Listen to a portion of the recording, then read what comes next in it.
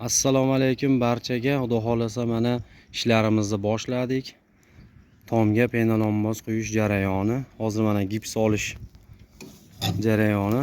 Ikkinchi etajga tal yordamida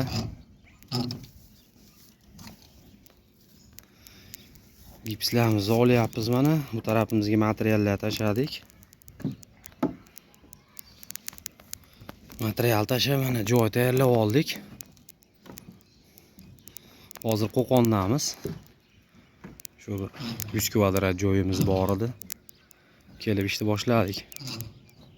Ko'rib turganlaringiz vassallikni ustiga shunday materialni tashlaymiz, shuni ustidan qo'yaveramiz. Hozir bu uylarimizga bir qator dimoxodlar qo'yib olamiz, patologga. 4 xona uy bor.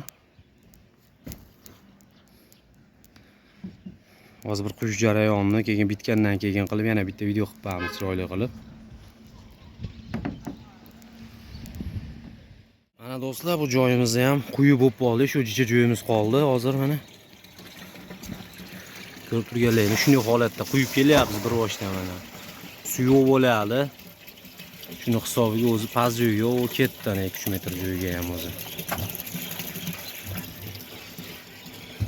Mana o'zi past joyga oqib kelyapti.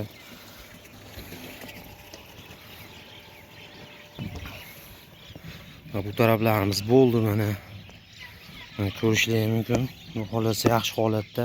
Bugun ertalab boshlagan joyimiz. Mana ustida bemalol yurib, yorilish yo'q.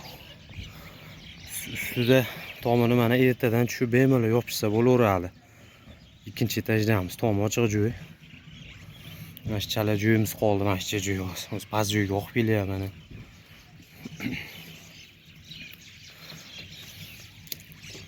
Tomga penalonmoz quydirmoqchi bo'lganlar shu ekrandagi nomerlarga aloqaga chiqaverasizlar. Xizmatimiz vodiy bo'ylab.